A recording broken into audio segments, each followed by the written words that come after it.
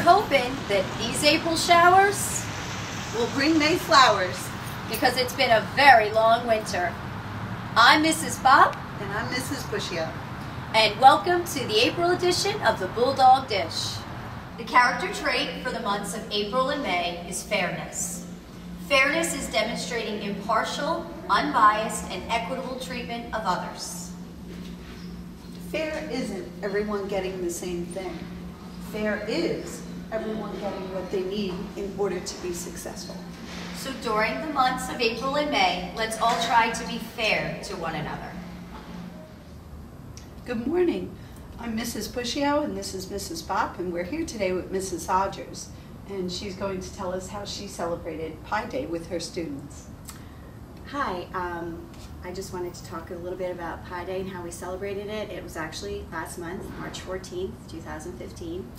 The reason that we celebrate Pi Day on March 14th is because pi is an irrational number, and that the rounded value of pi is 3 1400. So around the world, every year on March 14th, we celebrate Pi Day. In my classroom, we had some activities on that day to help honor that day. The students actually had a scavenger hunt, which they followed. There were questions regarding things that had to do with circles.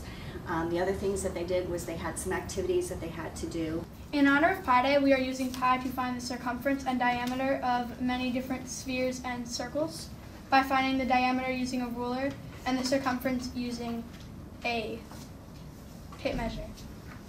The relationship actually between the circumference divided by the diameter is the value of pi, which is approximately 3 1400s. However, pi does go on forever, infinitely, so it's basically just a rounded value.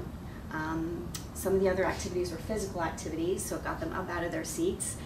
They had to do hula hoops, which is a circle. I'm see sure how they many love times they that. can hula Yeah, that hoop. sounds like fun. Yes, I think we had a student that did over 300. Oh my so, goodness. you know, I could only do probably about 3, but they were really great at that. The other activity was to drop pennies, which are circles, into a circular hole in a container and see how many they could get in out of 10.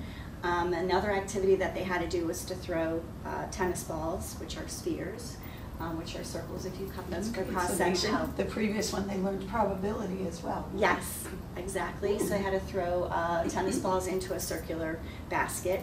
And so basically it was just some physical activities, some discovering the value of pi, and also just some questions which were fun, which had to do with circles, such as name movies that have circles in the titles, or name the titles of books. Or Oh, it I was would sort of like that. Yes, That it was would have been a sort good of one for me. a lot of different types of things that went into other activities. Great. Yes. I see you have a worksheet here. Yes. Is this what the students will be working on Yes. as they were going around to each center? Yeah, so as the Okay. center was busy, or if they couldn't take their group, they worked in groups. So if the center was busy, they were actually sitting at desks filling in the other questions that, like I said, had to do with circles. So it was just an assortment of a lot of different things to honor circles. And this was very successful. So Great job. That sounds yeah. like No, fun. it does. That sounds wonderful. They had a great That's time. It great. was very competitive too. Like they were all trying to beat each other, and it was great. It was great fun. Well, they're very lucky. They're very lucky to have a teacher who goes to such lengths to prepare something, to keep them busy, but keep them learning and be able to honor Pi Day. That's great. Yes. That's awesome. Great job. Thank Yes. you very much. Thank you. And one more thing, I also challenge my students to recite the digits of pi. There are people in the world who can do hundreds and even thousands Wow. of digits, and my top student was able to recite 70 digits of pi, Maddie Russomano. So each class was challenged, and she was able to recite 70 in a row without looking. Wow. So, That's yeah. fantastic. Yeah, That's so amazing. congratulations, Maddie. Great Aw, job. That's job. great. Thank you so much. Okay, you're welcome. Thank Thank you you. for coming by. Hello, we're here today with Ms. Gianni, and Ms. Gianni is going to tell us all about Pennies for Patients. From April 13th through May 1st, we are running with the Leukemia Lymphoma Society a program called Pennies for Patients. Every homeroom receives a donation box where they can bring in any spare change, dollar bills, anything they want to donate towards children fighting blood cancers. And the homeroom that collects the most coins over that 3-week period will win a Domino's pizza party. They also are able to go online via their school emails and set up their own personal pages where they can get family and friends to donate to. And the students, one student in New Jersey can win a GoPro camera, the student who raises the most money. Wow, that's wonderful that you did that for us. How did you come to find out about Pennies for Patients? I was contacted through the Leukemia Lymphoma Society, and they asked if the phys ed department wanted to run this program, and we, of course, said yes. Wow. That's wonderful. Thank you so much for doing that for us. And thank the students and parents for supporting this noble cause. Thank you. Thank you.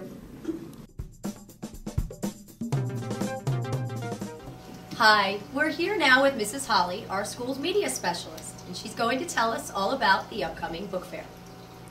Okay, the book fair opens next Tuesday. It runs Tuesday through Friday, the 21st to the 24th here in the library.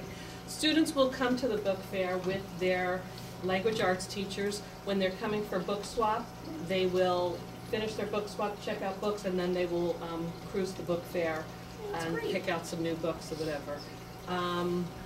Mrs. Holly, are there certain authors and books you think the kids will be interested in?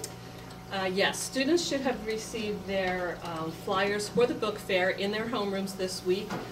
John Green is one of the newer authors. Students are really interested in finding books that he has written. Paper Towns is one of his newer books. I've seen one of my students with that kids already. Kids are interested in that. Obviously the favorites, Gary Paulson and Avi.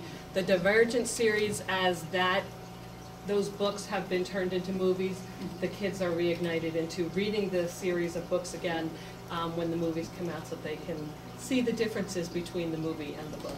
Great. That sounds very exciting, Mrs. Holly. I'm sure the students are looking forward to it. They are.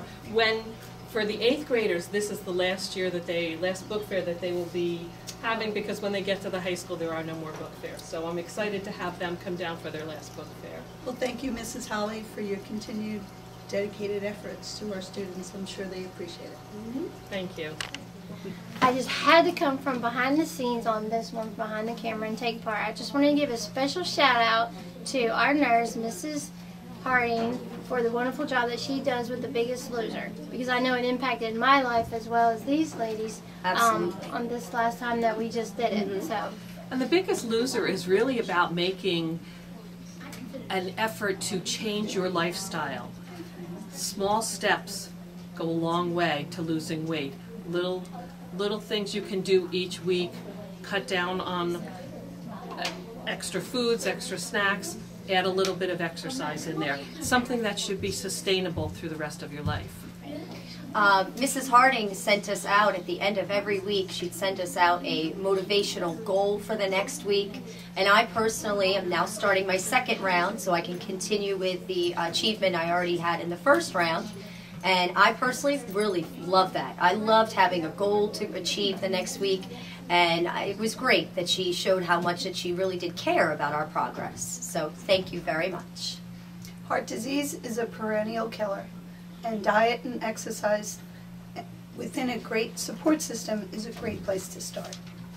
Yes, and I do want to give her another special thank you, because even when the weeks that I didn't do well, she encouraged me. That's right. Absolutely. It meant a lot to me, so. It did. Thank you, Mrs. Harding. Thank you. Thank you. Hi everyone. Just a friendly reminder that this coming Monday, April 20th, is a half day for students. And a full day for staff. We'll be working on professional development after the students leave. Thank you for watching this edition of the Bulldog Dish.